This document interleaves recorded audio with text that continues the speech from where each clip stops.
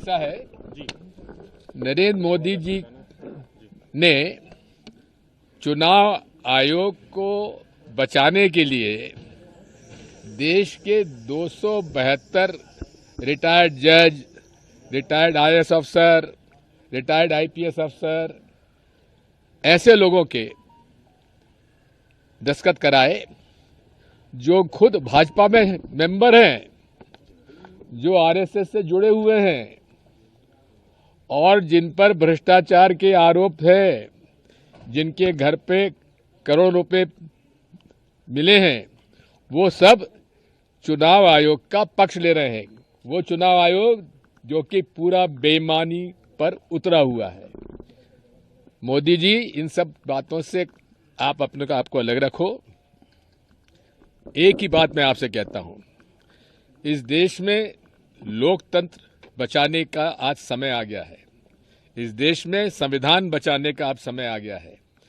26 नवंबर को अखिल भारतीय कांग्रेस कमेटी की ओर से हम सबको निर्देश दिए गए हैं कि हम भारतीय संविधान को बचाने के लिए बैठक बुलाएं, सभा करें, लोगों से जनचर्चा करें, बातचीत करें। हम भारतीय संविधान को बचाएंगे, लोकतंत्र को बचाएंगे।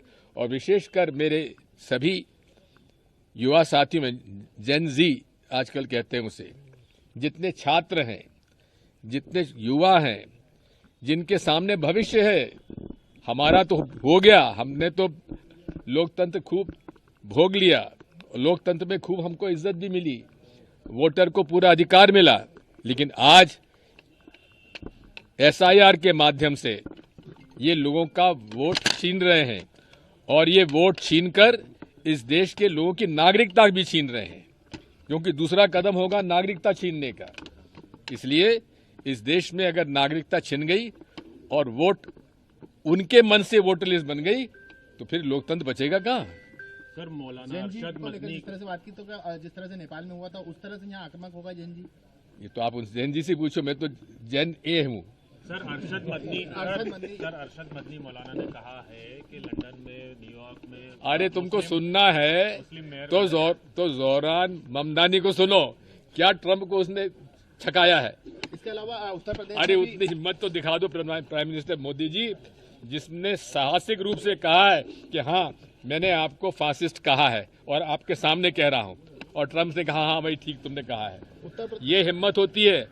अरे प्रधानमंत्री, इतने बड़े देश की तुम प्रधानमंत्री हो, वो बेचारा एक शहर का मेयर, वो अगर प्रेसिडेंट ऑफ यूनाइटेड स्टेट्स, सबसे शक्तिशाली व्यक्ति के सामने उसके मुंह पे कहता है कि तुम फासिस्ट हो, क्या मोदी जी में साहस नहीं है क्या? शर्म करो।